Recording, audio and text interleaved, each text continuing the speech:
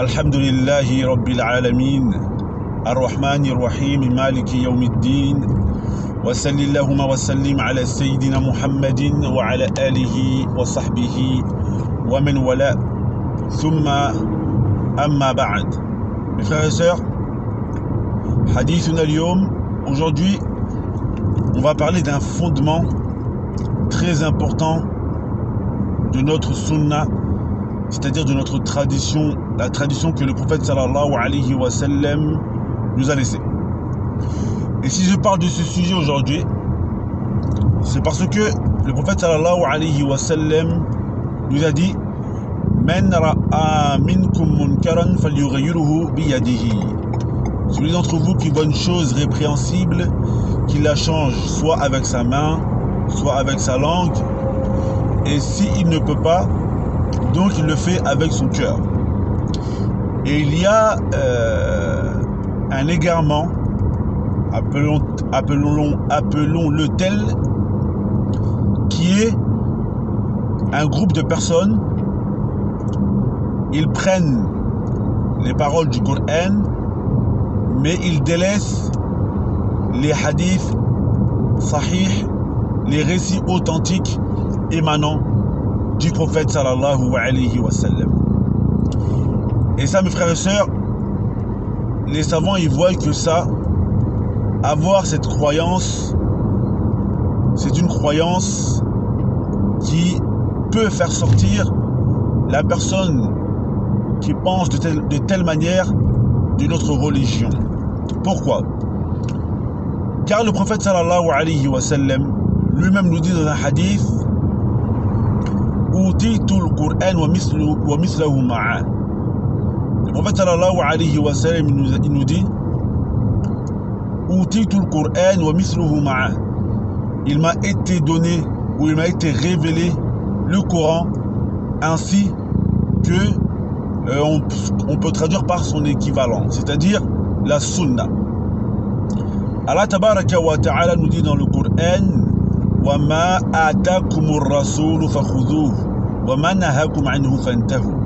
Allah azza wa jalla nous dit ce que le prophète vous donne, vous ordonne, vous dit, prenez-le, et ce qu'il vous interdit, abstenez-vous-en.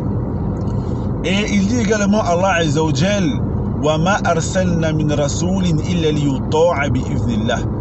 Nous n'avons pas envoyé de messager si ce n'est pour qu'il soit obéi par la permission d'Allah tabaraka wa ta'ala.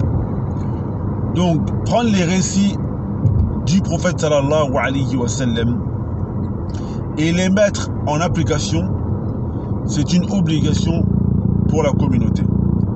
Et il y a des gens qui disent non, on ne prend pas les récits du prophète sallallahu alayhi wa sallam car il se peut qu'il y ait des paroles d'humains qui soient rentrées dedans. Nous disons, le prophète sallallahu alayhi wa sallam, tout d'abord il nous a dit, le prophète sallallahu alayhi wa sallam,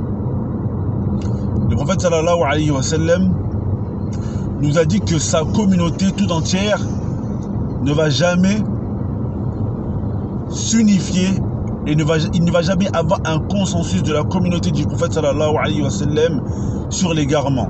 La tajtami ummati ala ad-dalal.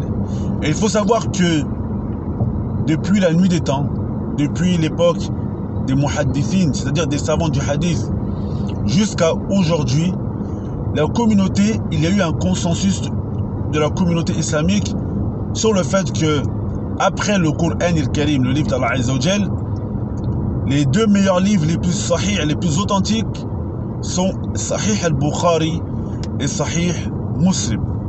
Il y a eu un consensus. Et il y a des gens, après 1400 ans, un groupe égaré, que l'on appelle les Qur'aniyoun, c'est-à-dire les gens qui ne prennent que le Coran, ils viennent et ils nous disent, nous on prend que le Coran et on délaisse les ahadiths. Tout d'abord, nous disons à ce groupe égaré, comment répondre aux gens qui disent de telles inepties? Comment leur répondre? La première des choses, mes frères et sœurs, c'est de leur dire, est-ce que Jibril alayhi salatu wassalam est venu vous réciter le Coran dans vos oreilles? Non. Comment le Coran nous est parvenu? Le Coran nous est parvenu par des chaînes de transmission. Il y a des chaînes de transmission authentiques du Coran qui vont jusqu'au prophète sallallahu alayhi wa sallam. Le Coran nous a été révélé par la transmission des hommes. Et c'est pour ça que les pieux prédécesseurs disaient Laoula al-isnad la da'a hadha ad-din. S'il n'y avait pas eu de chaîne de transmission, la religion aurait été perdue. Bien sûr, Allah Azza wa Jal s'est porté garant pour préserver cette religion. Allah Azza wa Jal dit Inna nahnu nazzalna dhikra wa inna lahu lahafidhun. Nous avons certes fait descendre le rappel, le Coran, et certes nous allons le préserver. Mais Allah Azza wa Jal, il utilise des asbab, des causes. Et parmi ces causes, c'est que mon père a appris le Coran de son père, qui a appris le Coran de son père, qui a appris le Coran de son père, de son père, de son père, jusqu'au pieux prédécesseur. Donc le Coran a été révélé de cette manière. Donc si vous croyez à ce Coran qui a été révélé de cette manière par la bouche des hommes, qui a été, excusez-moi, transmis par la bouche des hommes, il a été transmis aux uns et aux autres par la bouche des hommes, vous devez également croire aux hadiths du prophète sallallahu alayhi wa sallam qui nous sont transmis de la même manière. Donc, ça c'est une chose mes frères et sœurs. Le Coran nous a été transmis par la bouche des hommes, également les hadiths authentiques du prophète sallallahu alayhi wa sallam nous ont été transmis par la bouche des hommes.